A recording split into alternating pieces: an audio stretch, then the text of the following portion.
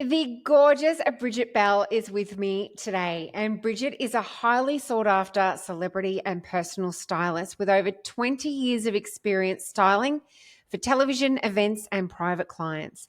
Known for nailing the brief, no matter the silhouette, budget, or vision, Bridget has styled more than 150 celebrity shoots and TV shows across Australia. She's the founder of Style Ambition, where she channels her expertise into helping executives, entrepreneurs, and busy women discover their authentic style through virtual styling sessions, wardrobe edits, and personalized shopping experiences. Bridget's deep knowledge of fabrics, cuts, and body shapes, combined with her warm and empowering approach, makes her a trusted style authority who transforms how women feel about their wardrobes and themselves. So, welcome, Bridget. Thank you. It's always great when someone else reads the bio for you and you get to hear it. Lovely. Absolutely. And it sounds amazing. Thank you for sharing that. Pleasure. Now, I'm really excited to really dig into your story today because we've obviously met in person and I've seen what you've done for others and how you even style yourself. Like you're just so glamorous and gorgeous. So, really love to know how you got into styling and what drew you to the work in the first place. Yes. Well, that has been to date my longest career. Before that, I studied fashion design and textiles in New Zealand, taking it right back to when I left high school. So I did a 3-year diploma of fashion design and textiles, and little did I know how much I really loved the arts and the creativity behind it all. I've been sewing since I was 9 years old, taught by my mum. Oh, So wow. really lucky to have her as my, shall we say, mentor from such an early age. But then I went on into a fashion career, and I just found that working with one designer was it was like working inside a box, shall we say. Mm. And a photographer actually suggested to me one day when I was styling my own range for a Melbourne brand that I should become a stylist. And Mm. to this day, I'm really not sure why she said that, but I got a hold of Channel 10, and lo and behold, I got an interview. And, it wasn't quite right place, right time because, as a freelancer, you might get one or two shifts a week. But then 2 years later, after doing, going back to fashion, coming back to it, I was lucky enough to be working there 4 days a week. And 7 years later, I went out on my own. So I was with Channel 10 for a very long time and loved every moment of it. And since then, I've worked with all of the networks in Melbourne and a lot of production companies as well. Until recently, um, you know, going out full time as a personal stylist. That is such a journey. And so you just approached Channel 10 and got an interview. Like I just love that, I suppose that audacity just to do that and put yourself out there. Yeah, well, among, my years in fashion design, stylists would come in to, borrow samples for photo shoots. And I was very curious then what that was all about and didn't think much more of it. And then, obviously became friends with one of those stylists, and it all went from there, really. Yeah. Amazing. You must have worked with some incredible people doing that for so long. Oh, you just don't realize when you're younger who you will meet in your journey along the way that will end up taking you with them or introducing you to people. And that would be, first off, people always say, what's your advice that you would give someone younger than yourself or your younger self? I think that would be one of them. It was something I didn't really know that I was good at, was networking and meeting people and speaking to people freely, easily. Yes, yes, you are instantly lovable, Bridget, I think. And I love the curiosity that you have in terms of, wanting to find out people's stories as well. Oh, everyone has a story to tell, and that's one of the most Mm. amazing things about what I do. And sitting at a table when I first met you, Julie, and everyone was being introduced around the room, I just couldn't get enough of everybody on that day. You Yeah. just wanted to, and we spoke for what, 2 minutes on the day, Yeah. but it was just that connection afterwards of women running their own business that led us to be sitting here today. So that's lovely. Yeah, so much. So, style and body image can be deeply vulnerable topics, especially for women in leadership, because, often when I think back to my corporate career, I just used to wear suits every day because it was easy and it was, I Mm. suppose, like the corporate uniform. How do you create a safe and authentic space for your clients to explore and embrace their true style without feeling judged? Even though I know you would never judge, but you just feel really self conscious, I think, in those situations. This is huge. It really is, Julie, because for years I have had executives come to me and say that they worked out through doing work on their own self that they were actually suppressing themselves by wearing clothes that men would wear in a male dominated environment. And I think probably that was one of the biggest things. And so when the ladies would come shopping with me, they actually wouldn't know what really excites them in the way of clothes until we actually go and try things on.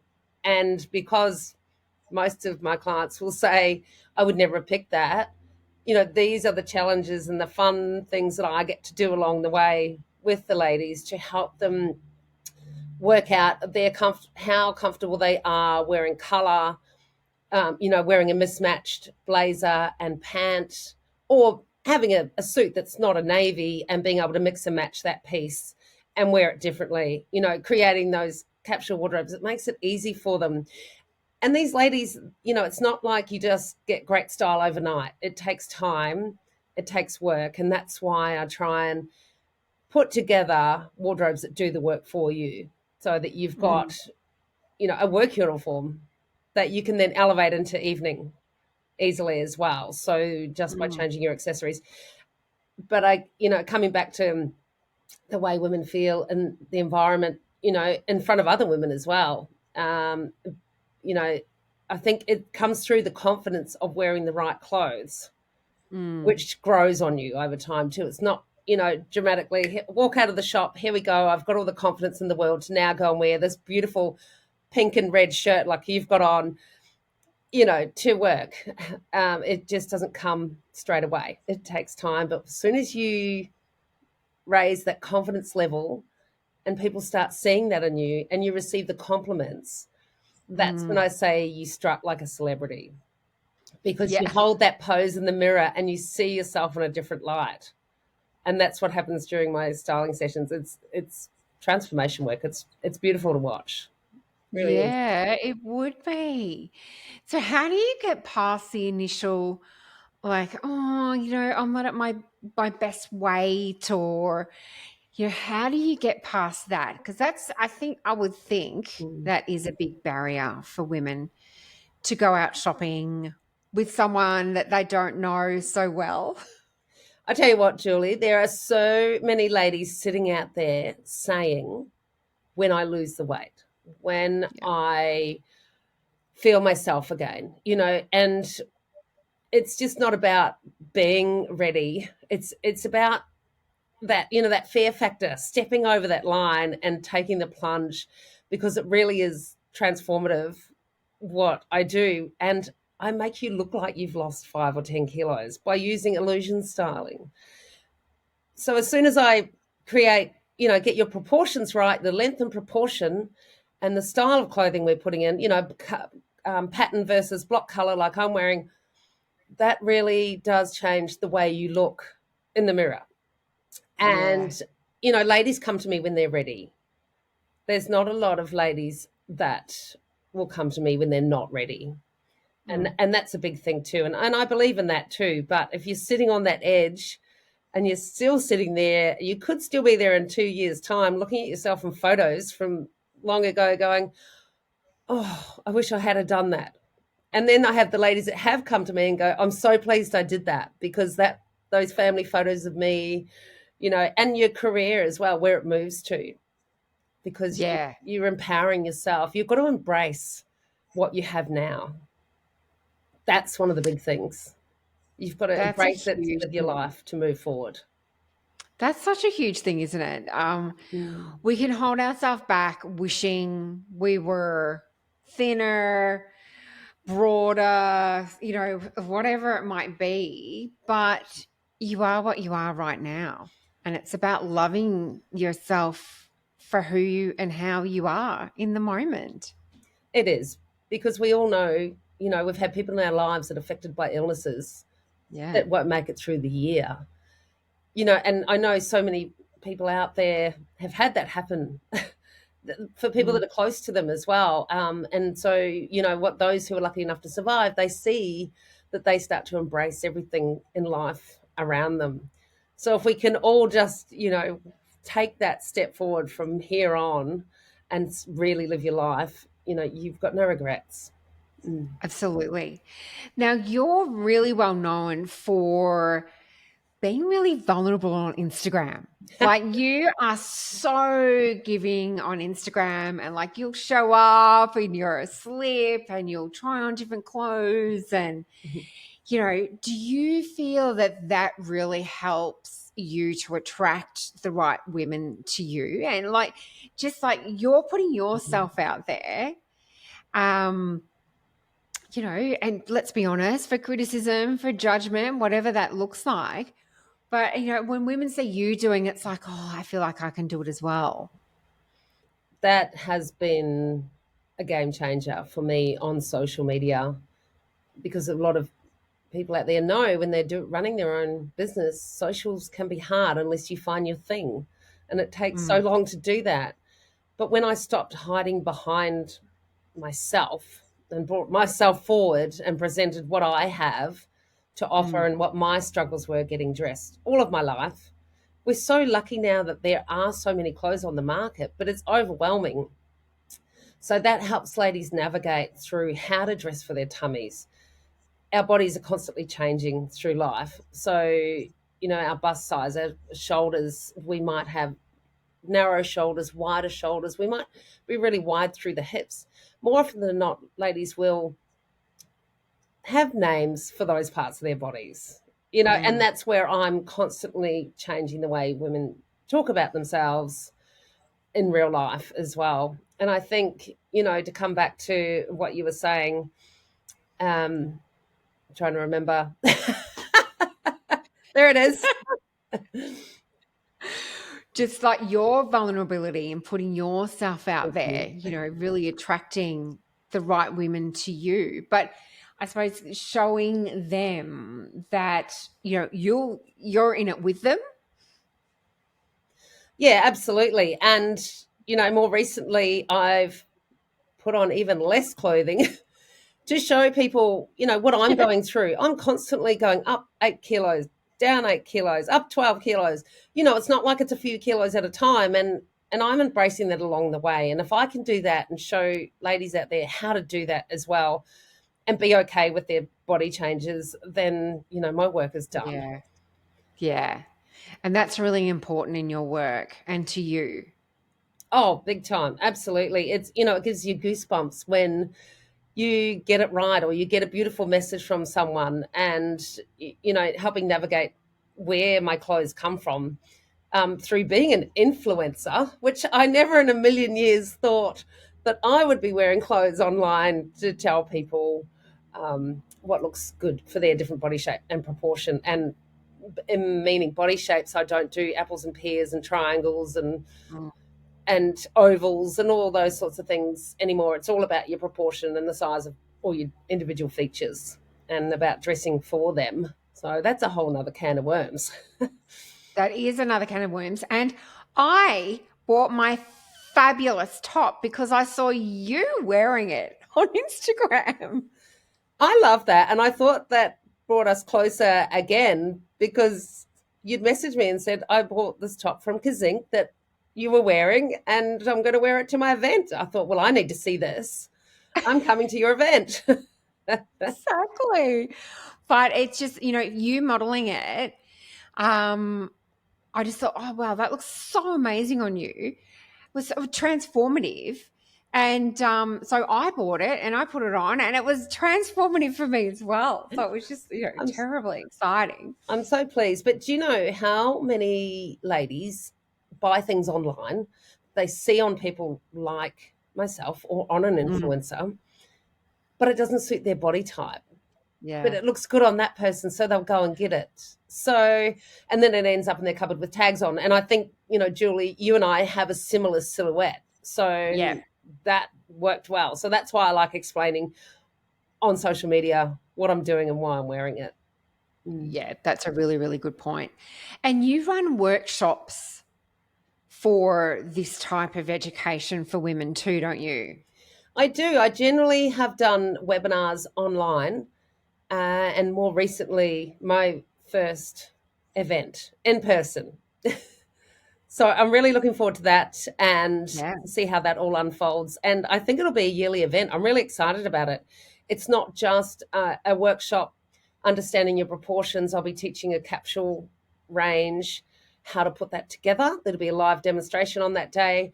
I will have up for grabs as a prize to have a makeover for you and your friend. One of my fashion brands is kindly providing clothing for that. Wow. And we'll have makeup artists on the day and heaps of really good spot prizes. So that'll be exciting. Looking forward to that. Yeah. And I'm Sounds also amazing. coming into almost, this is my 20th year I've just stepped into of styling. And I didn't think about that until I wrote that blurb the other day and I thought, oh, okay, probably should promote that. But naive little old me just gets on with it, and Big that's milestone. And that's the thing with women, right? We just keep going. It's like, you know, often we don't stop to celebrate the milestones, and we really should, because when we embrace that and really acknowledge it, it can give us a whole lot more confidence as well. I agree. And, we hear this time and time again. So that's why I'm looking forward to planning next year. Yeah. What am I celebrating in 20 years as a stylist? Yeah. Dressing the Real Housewives of Melbourne for every single season. They haven't for their for their promos, their publicity, not them on the show. So I would have to go into their wardrobes and pull out clothes that worked for them for the brief, or I would go and source the clothes or have clothes made for each of those shoots. So, we had 65 gowns in the George Ballroom at Oh my one time. gosh. So that was just pause there. Something's popped up on my computer. Sorry.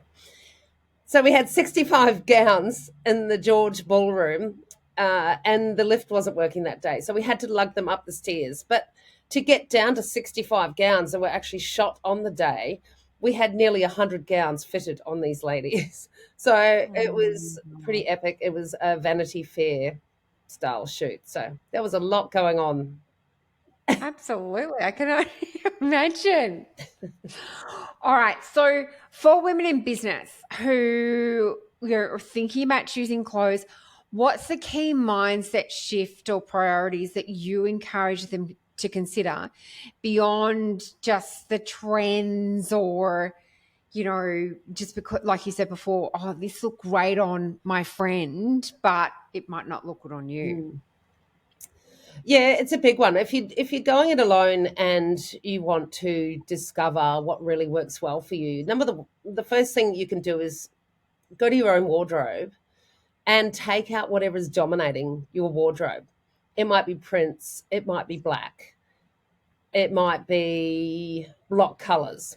So then you can see what's left in your wardrobe and you can start to see your own shopping habits. So you can see what you gravitate towards. And then most of the people will then work out what actually looks good on them, or start to begin to know what looks good on them from what they have left. So then they can hit the shops looking for something similar cut, similar color. But I think it's really important to look for pieces that you can wear back with what you already have. So starting to create that ideal capsule wardrobe. It's not as hard as what it seems. The only thing that's hard about it is that we have so many options, and getting the right fit, I think, is key as well.